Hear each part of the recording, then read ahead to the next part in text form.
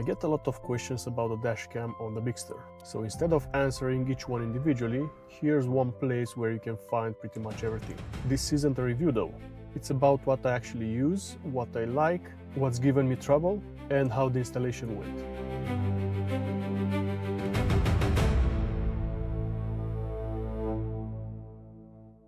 The dashcam in question is a 70Mai A800SE, for which I paid €140 6 months ago. The same product seems to cost now €50 more, but you might find a better deal elsewhere, then I link into the description.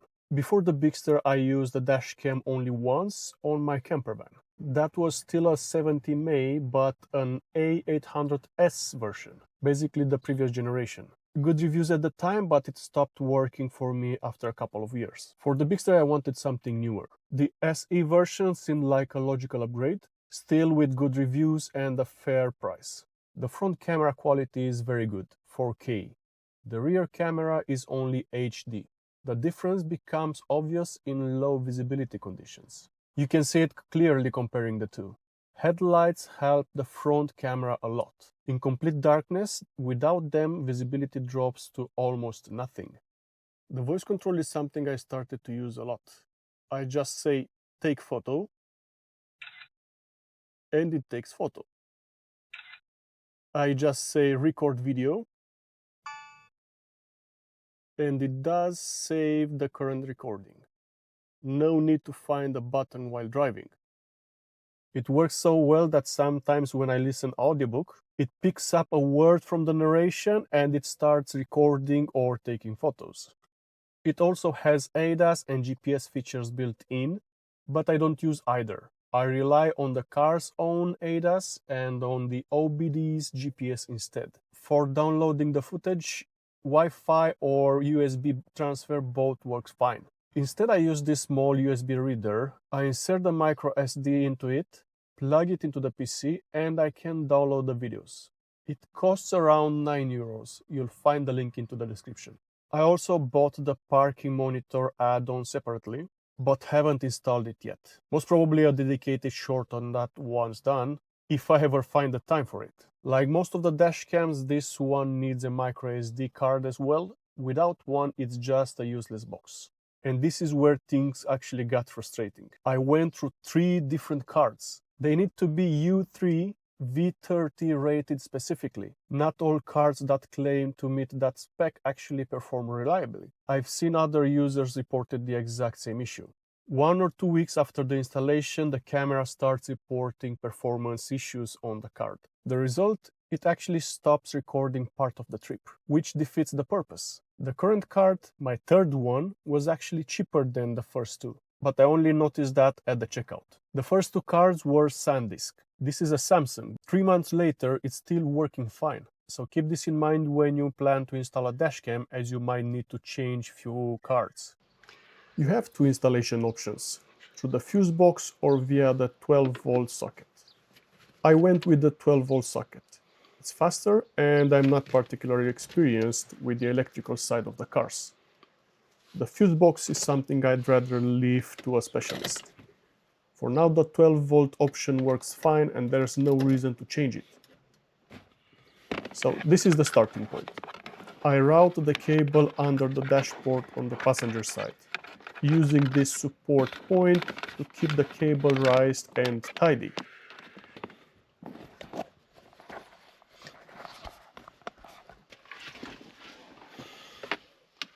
Then I plug the USB into the socket to give the exact length I need. Then tuck the rest underneath. From there, this section is straightforward and doesn't take long.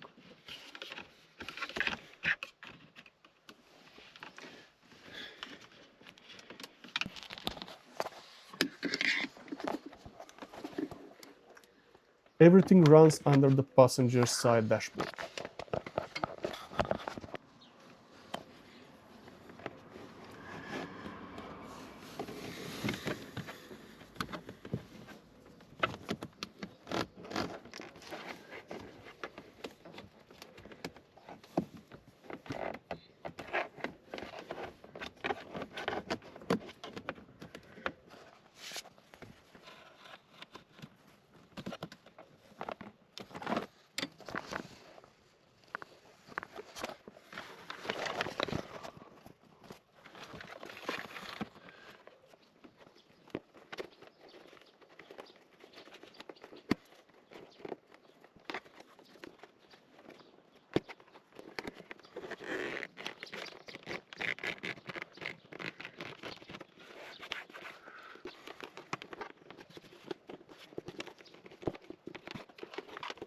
The first difficult area is the passenger door frame. The space to work with is very limited. My solution? I push the rubber seal inward together with the cable, then pull the seal back out over it. It seemed like the simplest approach. Trying to lift the seal first and fit the cable behind, it would have taken much longer. From there, the rest of the routing is fairly easy.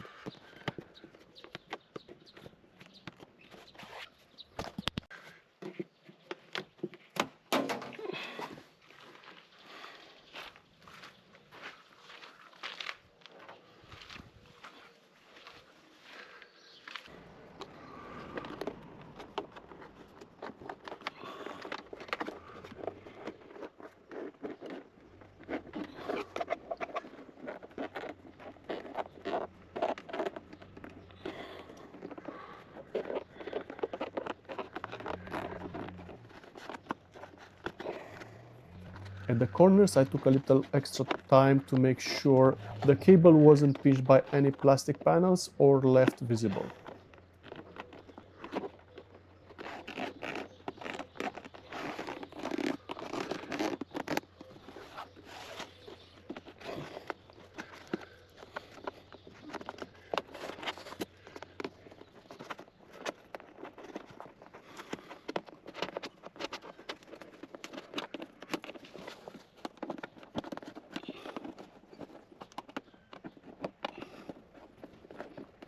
Before sticking the mount, clean the surface properly as it needs a solid bond. One tip, don't mount it too high. I learned that the hard way.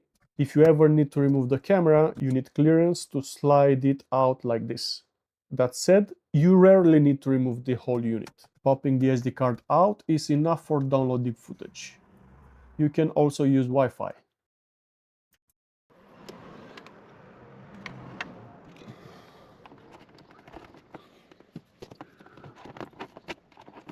At the top, near the windshield, I installed the camera first and then worked backwards along the cable route. That way, any excess cable ends up in a spot where I can hide it easily. There's enough space there to tuck away the extra length without it being visible.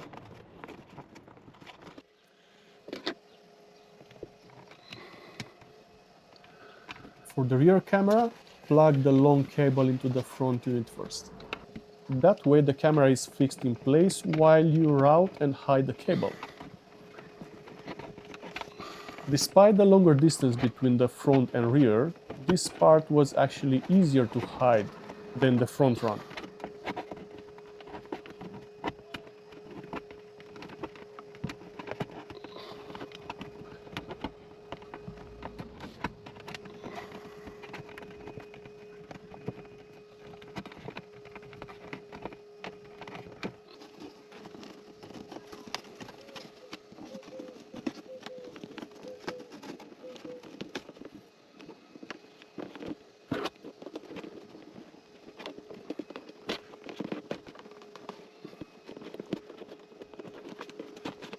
At the corners again, I took a bit more time to tuck things in neatly.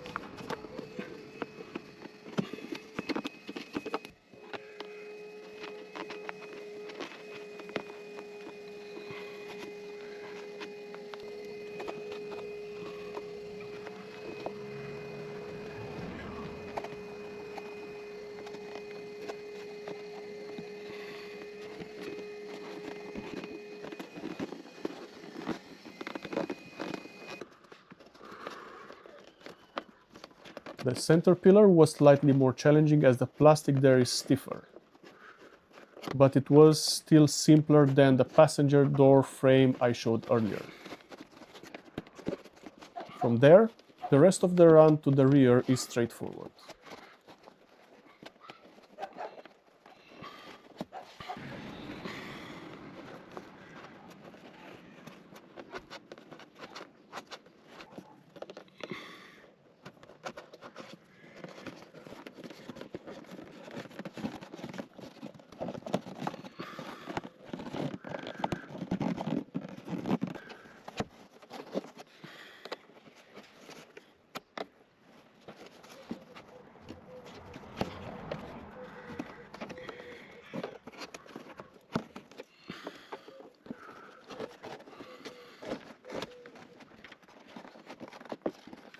One area needs extra attention, this section near the small back window. The cable came loose while driving after my first installation. Redoing it now, I'm leaving extra slack here so there's more cable to tuck in and hold it securely.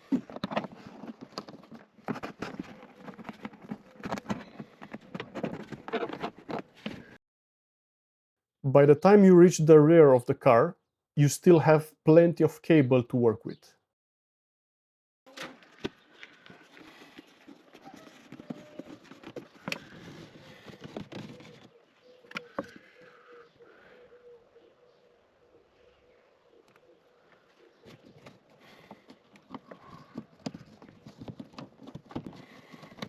Any remaining cable tucks neatly above the camera mount.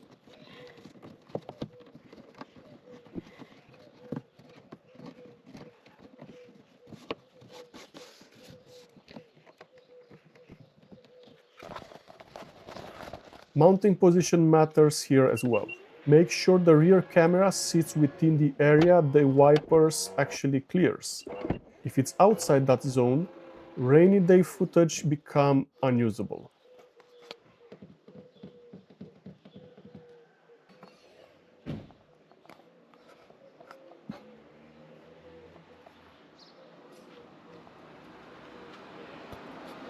I didn't think much of dash cams before installing the first one, but that changed. There are more and more cars on the road, more unpredictable driving, and unfortunately more scams targeting drivers in all kinds of situations. A dash cam is a small device that can save you significant time, money, and stress. You don't need to spend a fortune. A reliable model with good reviews and a fair price, it's enough. So better be safe than sorry. On the Bigster, the dashcam earned its place. The voice control alone makes it worth it on a daily use. The SD card situation was a little bit frustrating, but eventually I got it working. The installation was simple enough to do myself, even without any experience. It took me about an hour, give or take, if you consider also fixing the two cameras, which I actually did 6 months ago during the first installation and is not present in this video. Anyway, it's a simple process. One more thing before wrapping up. We are now at 20 members supporting this project. That is a very good news. As a way to thank you, I recently started a members-only WhatsApp group where I'll be sharing more behind-the-scenes updates. Not all the members have joined yet, as it's optional, but maybe some of you have missed the post on YouTube containing the WhatsApp link. Your support is genuinely appreciated, and starting this month, it will help cover some of the expenses the project requires. I'll be transparent about this and I'll mention all the costs the supporters are contributing to. Thank you for being part of this. And for everyone, drive safe and I'll see you in the next one.